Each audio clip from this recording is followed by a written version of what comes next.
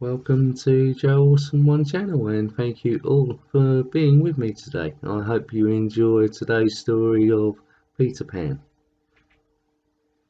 Here we go.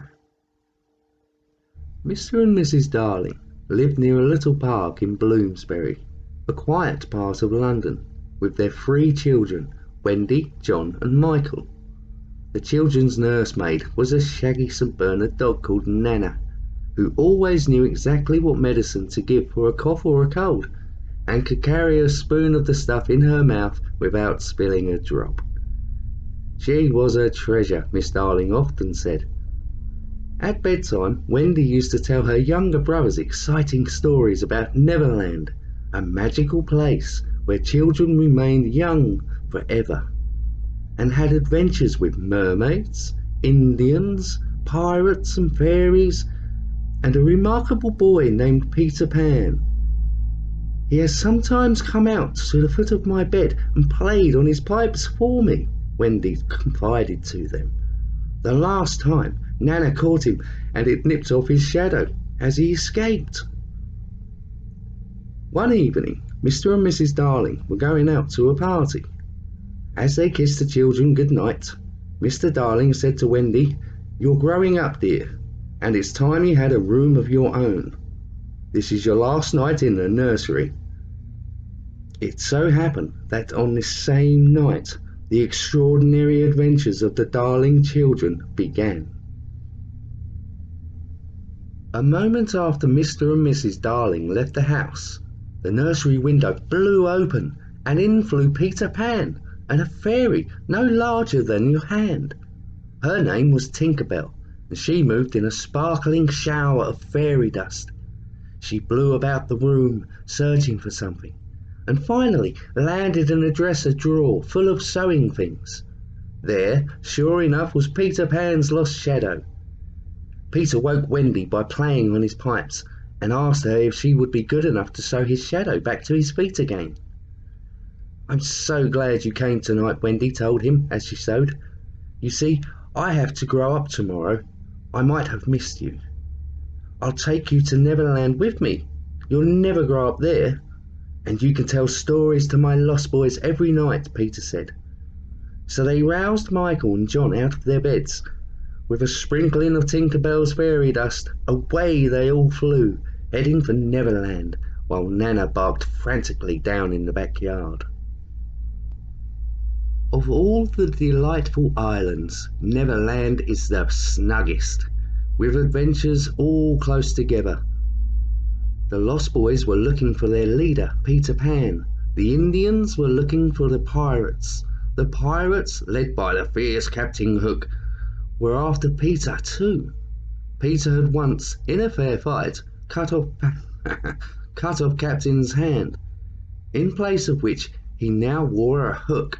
Worse yet, Peter had thrown the hand to a crocodile who liked the taste of it.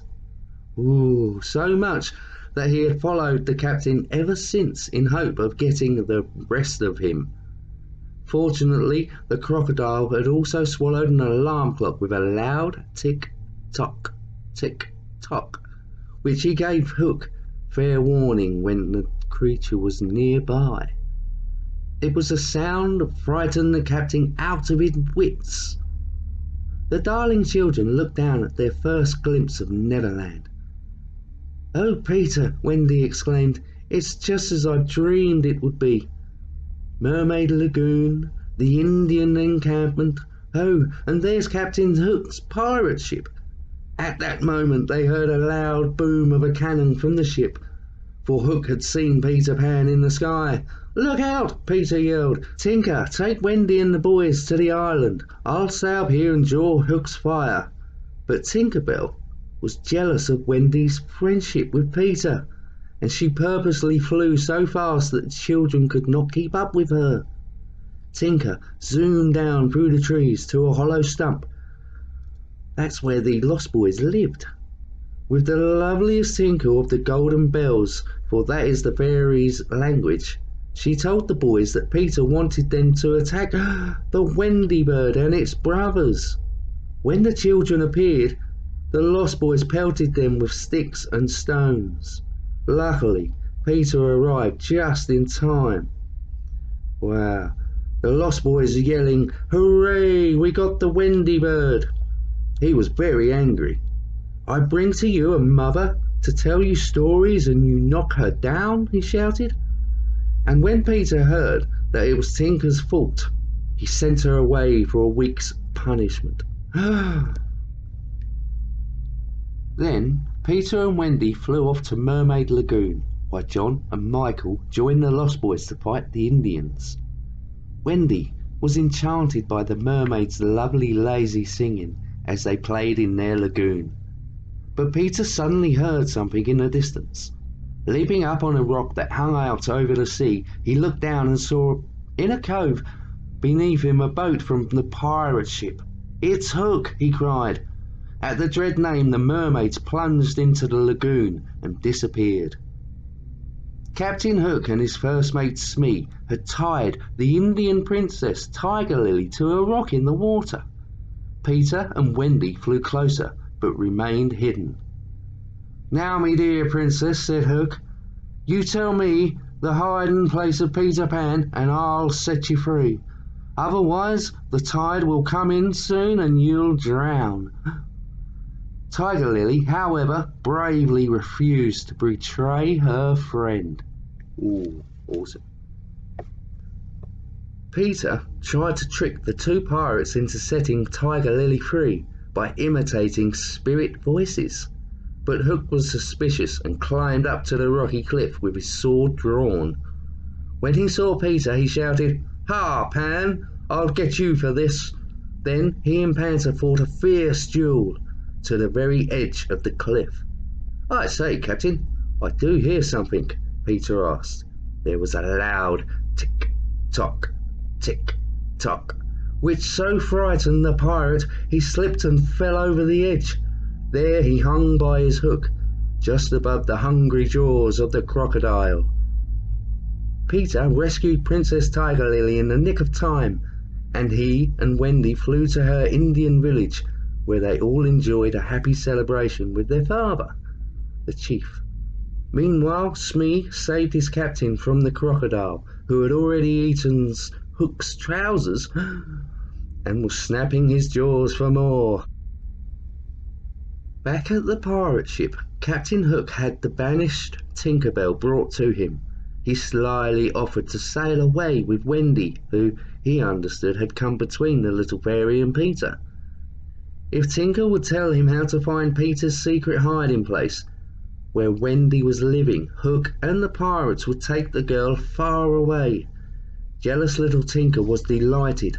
She gave him directions but added, "You mustn't hurt Peter." The pirate assured her, "I won't lay a finger or hook on Peter Pan." Then, laughing nastily, he said, "Thank you, my dear," and pushed Tinker Bell into the glass lantern and shut the door. Gleefully, the pirates listened to Captain Hook's instructions for finding Peter Pan's hideout and kidnapping him and all the others. They set out through the forest, found the entrance of the hollow tree and hid themselves near until the children came out. Below in the hideaway, Wendy was tucking the Lost Boys into bed as she sang them a lullaby about home and mother. Instead of falling asleep, they all became so homesick that they decided to leave at once and return to their families, all except Peter Pan. "Go on," he told them, "but I'm warning you, once you're grown up, you can never come back." Wendy looked at him sadly and said, "I must go home. My mother and father, they'll miss us dreadfully." She followed the eager boys to the door. "Goodbye, Peter," she whispered. As the children scrambled out of their hollow tree, they were captured by the pirates and carried off, struggling. To the ship, Captain Hook and Smee remained behind with a gift for Peter, a package with a bomb inside. "I gave my word not to lay a finger or hook on Peter." Captain Hook never breaks a promise, but when Peter opens this, it will blast him right out of Neverland. Aboard the ship, the pirates told the children they must join the crew. "Unless you do," Hook threatened, You'll walk the plank." "Oh no, we won't," Wendy insisted. "Peter Pan will save us." Then Captain Hook told her of his little joke. "We left him a surprise package, you might say, that will explode as soon as he opens it. He won't be saving anyone, including himself." When Tinker Bell, imprisoned in a lantern, heard those words, she was sorry she had caused such terrible trouble for Peter and the children. Desperately, she broke the lantern open and flew away to warn Peter. Captain Hook then forced Wendy to walk the plank. "Ladies first, my dear," he said as he gave her a shove. Everyone listened for the splash when Wendy would hit the water, but there wasn't a sound, for Tinker Bell had managed to warn Peter, who had flown to the ship just in time to catch Wendy in his arms. He carried her to the deck and then challenged Hook to a final duel. "This time you have gone too far," Peter exclaimed, as he chased the captain high up into the rigging of the ship. "Odds bobs, hammer and tongs, Peter, who are you? What fiend are you?" Hook cried. "I'm youth, I'm joy," Peter answered, whacking away with Captain Hook with gusto. The Lost Boys chased the pirates. The Lost Boys chased the frightened pirates into their rowboat, and they rowed towards land as fast as they could, never once looking back. Hook took a tremendous swing at Peter, lost his footing and plunged down into the sea below, where the crocodile waited. When last seen, the crocodile was chasing Hook, who was swimming after the pirates in the rowboat, who were rowing frantically for shore. Now Peter Pan became captain of the ship. Tinker Bell, who was happy she had saved Peter and was his friend again, sprinkled the ship with fairy dust. The homesick boys hoisted the anchor and raised the sails. The craft moved out to sea. "Where are we sailing, Peter? I mean, Captain Pan," Wendy asked. "To London, madame." "Come," the answer. "Oh, Michael, John," Wendy called, "we're going home." At the nursery window, Wendy, John and Michael stood looking up at the starry sky. There, silhouetted against the pale moon, was what seemed to be a pirate ship under full sail, trailing fairy dust as it moved away. It had brought them safely back to the nursery, where the gangplank had been lowered through the open window. They had said goodbye to Tinker Bell and Peter Pan, and now they wanted to watch until the great ship sailed forever out of their sight. Mr. and Mrs. Darling returned home from their party and came up from the nursery with Nana. "Oh, Mother," Wendy exclaimed, embraces Mrs. Darling, "we're back." "Back from where?" her mother asked. "Neverland," John and Michael shouted. "We came back on a ship way up in the sky." Mr. Darling looked out of the window where his children were pointing to something that appeared to at first be a cloud against the moon. "You know," he said, "I have the strangest feeling I've seen that ship before. A long time ago, when I was young." Dun, dun, dun. There you go, that's my first attempt at an audiobook. Hope you enjoy it. Thank you for commenting and subscribing. You can press the like if you like it. We're walking in the air, we're floating in the moonlit sky. The people far below are sleeping as we fly. I'm holding very tight. I'm riding in the midnight blue. I'm finding I can fly so high above with you. Far across the world, the villages go by like trees. The rivers and the hills, the forests and the streams. Children gaze open mouth, taken by surprise. Nobody down below believes their eyes. We're surfing in the air, we're swimming in a frozen sky. We're drifting over icy mountains floating by. Suddenly, swooping low on an ocean deep, arousing of a mighty monster from its sleep.